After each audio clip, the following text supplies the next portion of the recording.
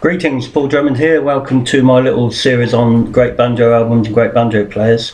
And today I'm going to be dealing with a tune called Grey Eagle, which appeared on the Butch Robins 40 Years Late album, which was an absolute classic banjo album to me. You know, he had some great musicians backing him on there. Roland White, he had Buck White, Sam Bush, Marty Stewart, Ronnie Reno on guitar, you know, name a few. Kenny Baker also played on there as well, you know. So there you go. Now we're going to have to do this. This is part one.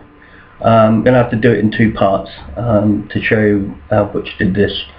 It's a terrific tune, hammered out by Butch. He really played it. So when you think melodic style doesn't have any drive, then listen to this and you'll soon find out that it does.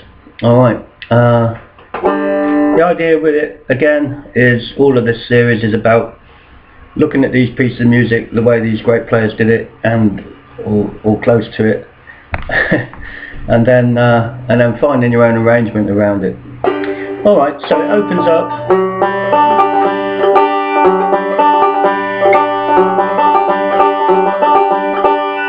And of course, he's on the album. He's playing with fiddle players, so he's played capoed up to A.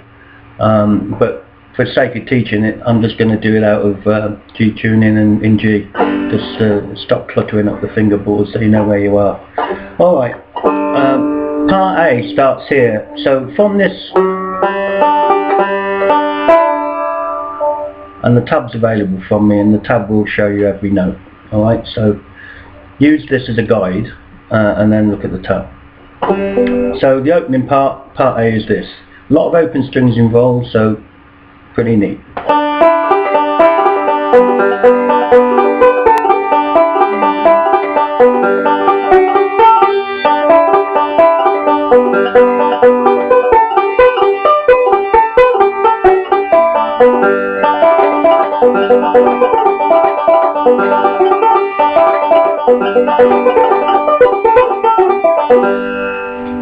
Alright, so that's the first part.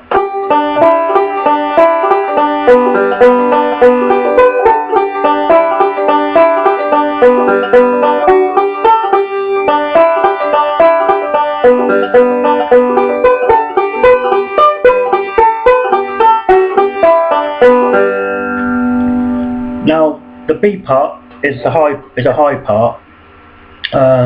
Again, you'll have to figure out your own fingering, whichever is easiest for you to do. I know what's easiest for me to do, but you have to figure that out. But the notes are this: G, C, G, D, G, C, high C.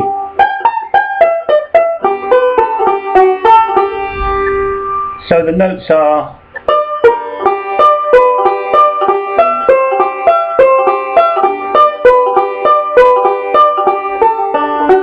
now Butch is using the second string at the 10th fret. Let's see, I've got some gremlins, don't worry. The third string at the 11th fret and the open first string on the D position instead of this. You're doing that. So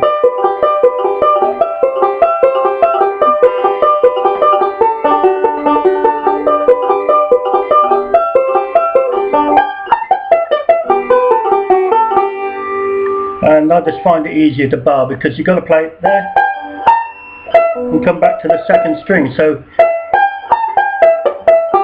that seems the easiest way for me to do it. So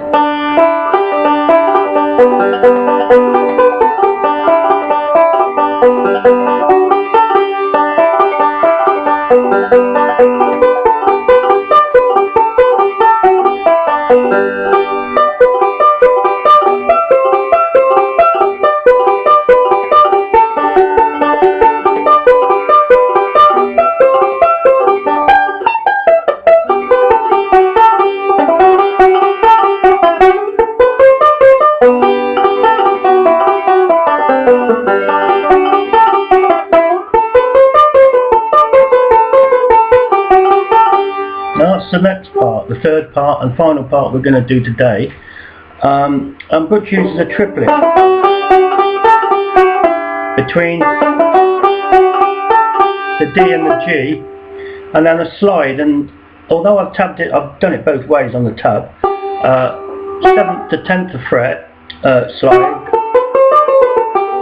I actually on the album was sure, I'm absolutely convinced that he plays it from the 5th fret. Okay, because the slide's a little longer, so obviously I guessed it had to come from the 5th fret. Alright, so he's going.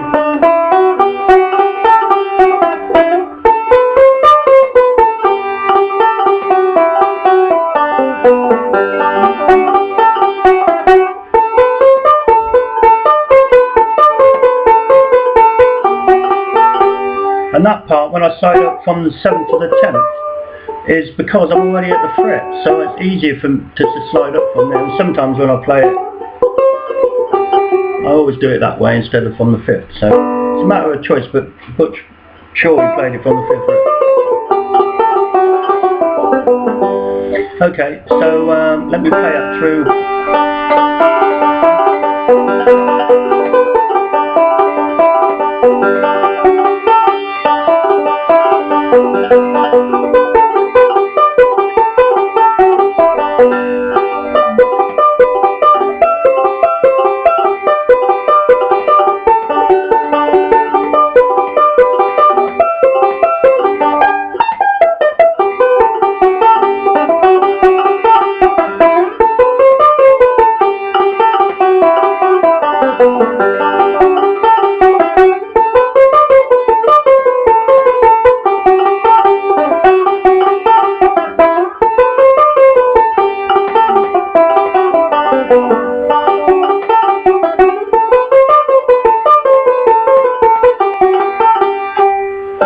So there are the parts 1A, B and C, and Butch adds in, there's 3 more, well there's 3 more and back to the beginning again with the variations that I'm going to show you on the next one. So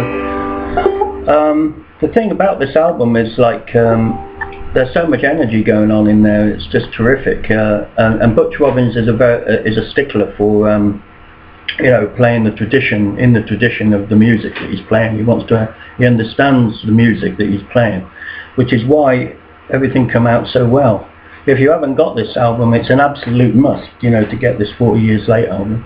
And as Butch says, you know, there's nothing more we'd like to go back 40 years and sit on the porch picking away with Snuffy Jenkins, you know, which is nothing wrong with that. So I find that really great. So please join me on part 2 and we'll complete Grey Eagle.